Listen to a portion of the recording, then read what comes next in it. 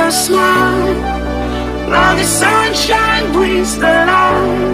Fill me out with a flame. Assalamualaikum warahmatullahi wabarakatuh. Perkenalkan, nama saya Faina Nurul Masuna, NIM E 2019-3120. Saya dari kelas AKS 3. Di sini saya akan menanggapi video Bapak Dr. Abdul Wadud Nafis, LCMEI, yang berjudul Ekonomi Tertutup Tanpa Kebijakan Pemerintah. Yang pertama, kita akan membahas tentang ekonomi dua sektor. Pengertian ekonomi dua sektor yaitu perekonomian yang terdiri dari sektor rumah tangga dan sektor perusahaan, yang merupakan bentuk yang paling sederhana dari analisis makroekonomi mengenai penentuan tingkat kegiatan ekonomi suatu negara. Aliran pendapatan dalam perekonomian dua sektor meliputi yang pertama, sektor perusahaan menggunakan faktor-faktor produksi yang dimiliki oleh rumah tangga.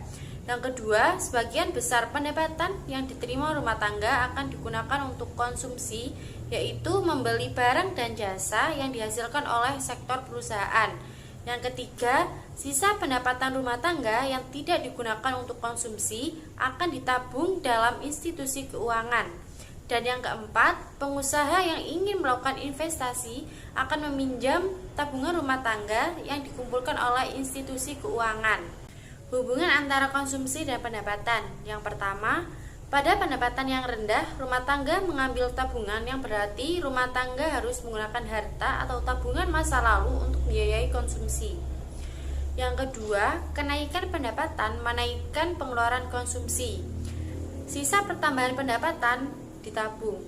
Dan yang ketiga, pada pendapatan yang tinggi, rumah tangga menabung.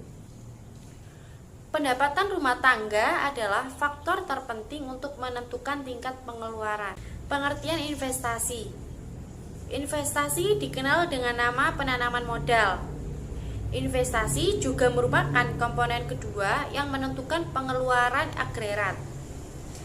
Investasi yaitu pengeluaran atau perbelanjaan penanaman modal perusahaan untuk membeli barang-barang modal dan perlengkapan produksi untuk menambah kemampuan memproduksi barang dan jasa yang tersedia dalam perekonomian. Investasi meliputi pengeluaran untuk 1. Pembelian barang modal, yaitu mesin-mesin dan peralatan produksi lain untuk mendirikan berbagai jenis industri dari perusahaan. Yang kedua, penggantian barang-barang modal yang telah didepresikan. Yang ketiga, pengeluaran untuk bangunan, kantor, pabrik, dan lain-lain.